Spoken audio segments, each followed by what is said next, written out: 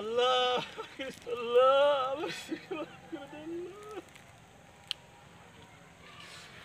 আল্লাহ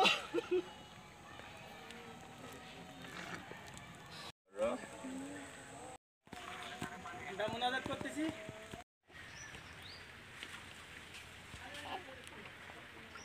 কত সুন্দর চেহারা, বৃহস্পতিবার হয়েছে, আজকে তো শনিবার নাকি। আমি সাইফুল ইসলাম, মোল্লার থানা, চুনখোলা ইউনিয়ন, ছোটো কাছনা গ্রাম। আমার ইতিহাস হচ্ছে আমার নিজের কোনো জমি এক কাটাও নেই, আমার বাবার থেকে এক কাটাও পাইনি। আর আমি নিজেই স্ট্রোকের রোগী, আমি কোনো বড় কোনো কাজ করতে পারি না। আমার এই একটা ঘর আছে, এই ঘরে আমি বৃষ্টি হলে আমাদের বসে থাকা লাগে, আমাদের সব জায়গাতে পানি পড়ে। হ্যাঁ, তো তার ভিতরে দীর্ঘ 1 বছর আমার স্ত্রী অসুস্থ, তাকে আমি একটু ঠিকমতো ভাতও খাইতে পারি না। তারপরে আমি কাজ করতে গেলে আমি খাইতে পারি না, হয়তো আমি পারি।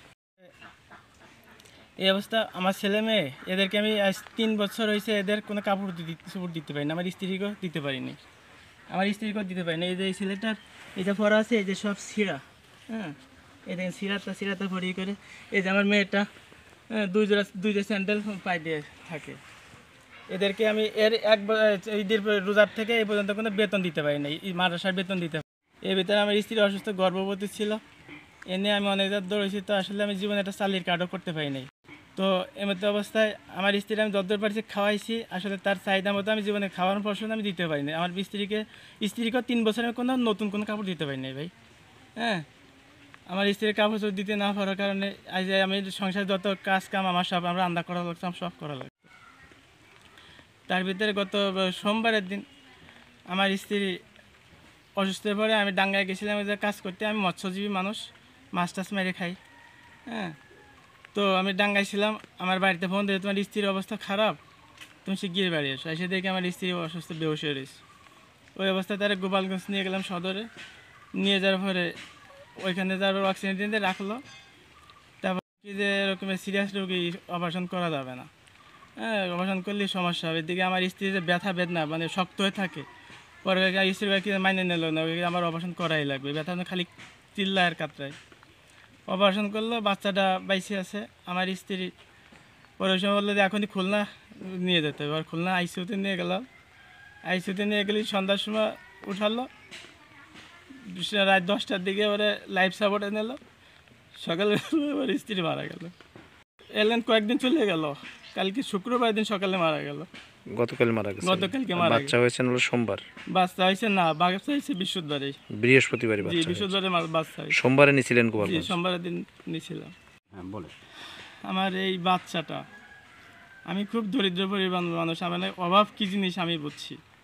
হ্যাঁ, সংসার অভাব হলে কি হয়, আমার স্ত্রীর চাহিদা জীবনে মিটাতে দেবে না আমার এই সন্তান।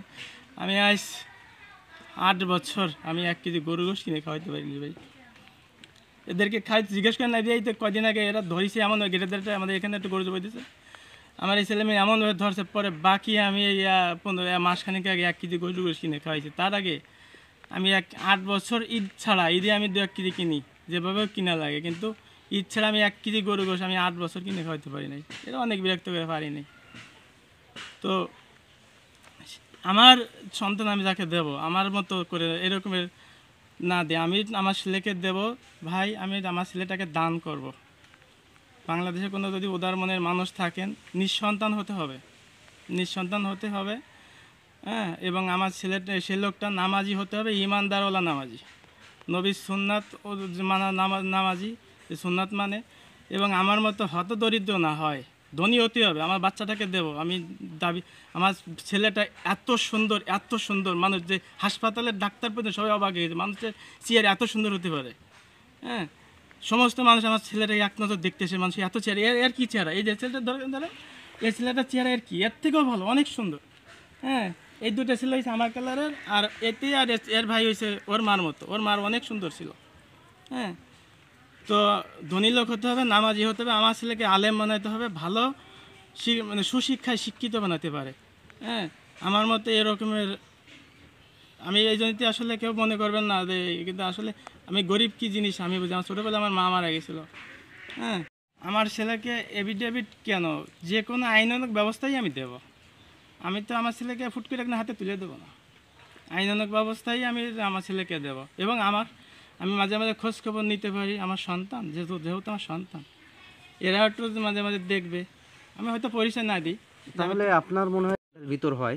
মোল্লাহাটের ভিতরেও যদি হয় এরকম মানুষ যদি থাকে তাহলে আমি দেবো। আমার পছন্দ মতো না হলে, এটা ধনী ব্যক্তি না হলে ভাই আমি দেবো না। তাইতে আমি জানি যে গরিবের কি কষ্ট।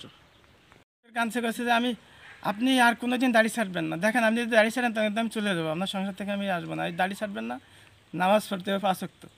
হ্যাঁ, আমার স্ত্রী ওরা আমি কিছু দিতে পারি নাই, কিন্তু ওর জীবনে কোনো দিন আপত্তি নেই। আমার এই বাড়ি প্রতিবেশী কেউ কোনো দিন ওর নালিশ ছিল না।